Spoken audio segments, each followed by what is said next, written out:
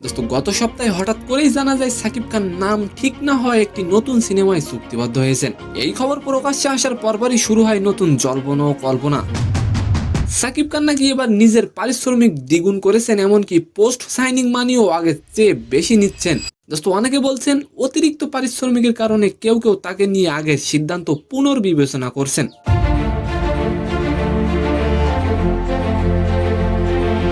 আচ্ছা, সাকিব খান যদি পারিশ্রমিক দ্বিগুণ করে তাহলে কি সাকিবকে নিয়ে কেউ আর সিনেমা বানাবে না? অবশ্যই আপনার মতামতটি কমেন্ট করে যাবেন। দোস্ত মূলত ঈদ উল আজহার পর থেকে সাকিব খানকে ঘিরে নতুন কিছু সিনেমার চুক্তিবদ্ধ হওয়ার গুঞ্জন ছড়িয়েছিল, তবে অবশেষে নাম না ঠিক হওয়া একটি সিনেমায় চুক্তিবদ্ধ হয়েছেন সাকিব খান।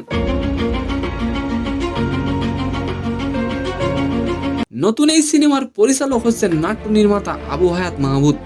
তবে সোশ্যাল মিডিয়ায় ছড়িয়েছে সাকিব খান নাকি এই সিনেমার জন্য 3 কোটি টাকা পারিশ্রমিক নিচ্ছেন এবং সাইনিং মানি হিসেবে 1 কোটি টাকার চুক্তি করেছেন। তবে এর আগে ঢালিউডের বিভিন্ন সংস্থা জানিয়েছিলেন সাকিব খান প্রতি সিনেমায় 1.5 কোটি টাকা করে নিচ্ছেন। এখন সেই টাকার অঙ্ক দ্বিগুণ হয়েছে কিনা তা নিয়ে চলছে গুঞ্জন। তো সম্মানিত দর্শক, আজকের ভিডিওটি কেমন লাগলো অবশ্যই কমেন্ট বক্সে জানাবেন।